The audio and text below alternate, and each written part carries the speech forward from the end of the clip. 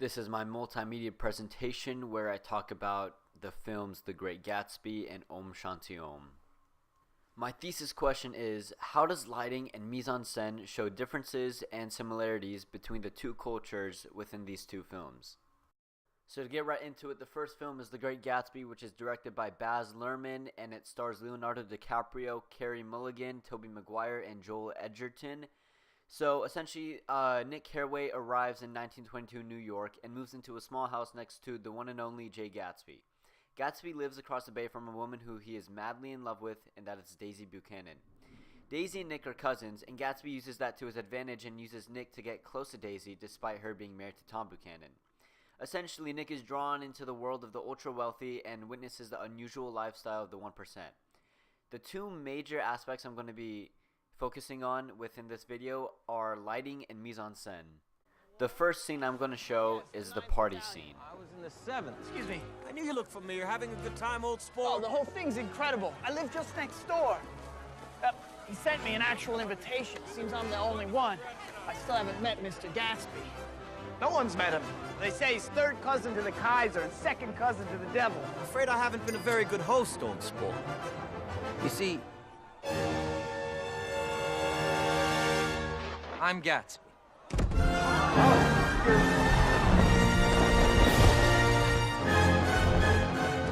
His smile was one of those rare smiles that you may come across 4 or 5 times in life. It seemed to understand you.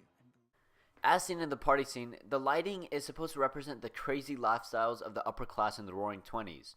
The use of the artificial light makes it almost as if Nick has stepped into this fantasy land, as if everything is unreal to him.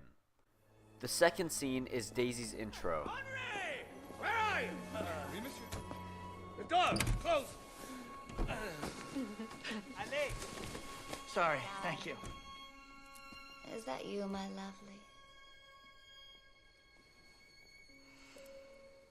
Daisy Buchanan, the golden girl. A breathless warmth flowed from her, a promise that there was no one else in the world. The natural lighting and use of curtains makes it look like Daisy is living this perfect fantasy. And the lighting seen in the close-up helps us show Daisy's innocence and purity, and it shows that she's this dream girl that every man hopes to find. Now for the mise-en-scène in The Great Gatsby, within that one party scene, the mise-en-scène captures the true essence of the Roaring Twenties, especially the ultra-rich. You see parties with bootlegged alcohol, women wearing flapper dresses, men wearing expensive suits, and the hairstyles even show the time period as well.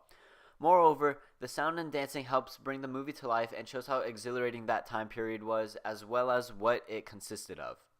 The second scene is when Tom is talking to Myrtle's husband. Do I have to do it myself? You think I come here to admire the view? Sorry, I'm sick. Why? Why, what's the matter? I don't know, I'm all run down. I need money real bad. What? My wife and I, we want to go west. The mise-en-scène in this scene helps show the different social classes. The apparel of Myrtle's husband as well as other workers diminish their social status as well as indicating them as a lower class. Also, he appears to have dust on him, making him look dirty compared to the rich and clean Tom. This brings a sense of Marxism film theory as we see a difference between the classes in items such as apparel, belongings, and more. Structuralist film theory is present in the film, given that the film is presented in structures that allow the audience to understand the main essence of the film. The structure of the film is that Nick is introduced to the lifestyle of the ultra-rich. He meets Gatsby, and Gatsby puts Nick under his spell and has Nick bring Daisy to Gatsby. Later, Nick learns about Tom and Myrtle's relationship and then learns about the affair that Daisy and Gatsby are having as well. As time passes, Gatsby and Tom have a showdown which leads to Tom's mistress's death. Tom lies to Myrtle's husband, which leads to Gatsby's death, and then from there, Nick's world just falls apart. Om Shanti Om is the next film, and it is directed by Farah Khan, and it stars Shah Rukh Khan, Deepika Padukone, Salman Khan, and Farah Khan. A Bollywood junior artist, Om, hopes to make it big in life and is infatuated by the popular starlet Shanti Priya. But there's a shortcoming as Shanti is to marry the film producer Mukesh Mehra.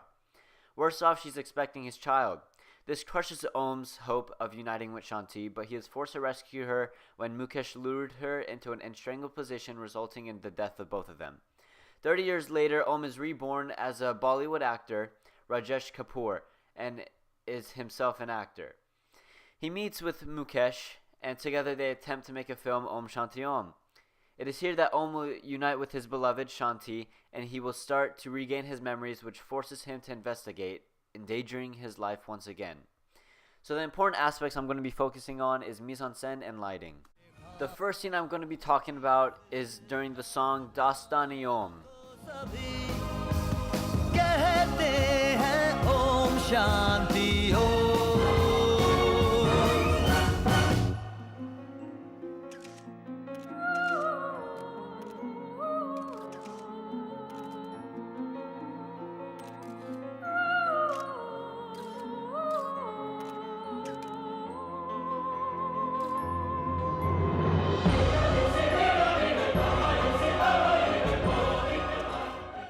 As seen in the song, the lighting is very prominent on Om. What the lighting does is highlight how Om is the protagonist and the hero of the film, and when the camera cuts to Mukesh, it is much darker, showing him as the antagonist. The next scene that you will see is the burning fire scene.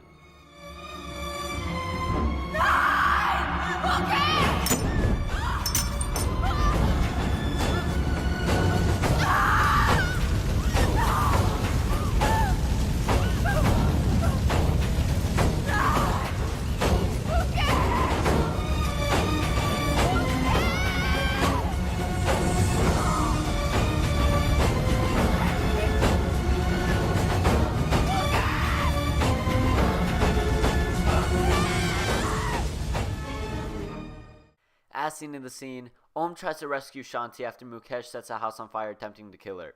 Initially, when Shanti and Mukesh walk into the house, all seems well and the room is bright with light. However, once Mukesh drops the lighter, the room becomes much darker, with fire being the only light source. The reason for this is to show good from evil. At first, when they walk in, everything seems fine and Mukesh seems like a good person. However, after dropping the lighter, you see how he is an evil person. That is why the room becomes much darker. Moreover, it helps foreshadow the death of Om in his attempt to save Shanti Priya. So the mise-en-scène in Om Shanti Om really includes apparel and architecture. So apparel is one big thing in Om Shanti Om. Given that it is a Bollywood movie, lots of traditional Indian apparel is going to be present in the film. For example, in this scene.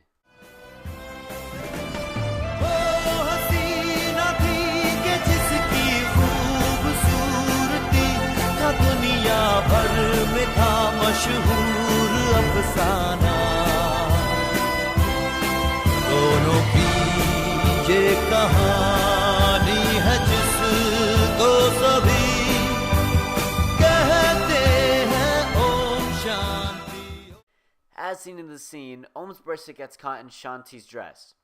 Her dress is called a salwar kameez, and it is a traditional Indian dress.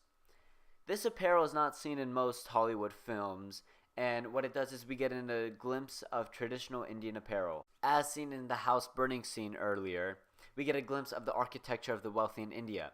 Now this shows a major difference between Gatsby's house and Mukesh's house. Moreover, the architecture is more of one color in Gatsby's house, whereas Mukesh's house is multiple different colors. Similar to Great Gatsby, Om Shanti Om shows structuralist film theory. The movie starts with Om, a junior artist in the 1970s, and how he falls in love with film superstar Shanti Priya. Unfortunately for Om, he finds out that Mukesh, a film director, and Shanti are married, and they are expecting a baby together. However, Mukesh sets a house on fire, and Om tries to save the woman he loves, but dies trying.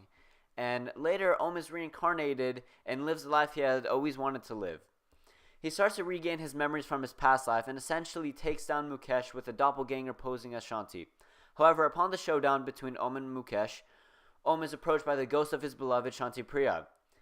Later, Mukesh dies and Shanti waves him goodbye as she leaves. In the end, between Om Shanti Om and The Great Gatsby, there are clear similarities in mise-en-scène and lighting as well as many differences.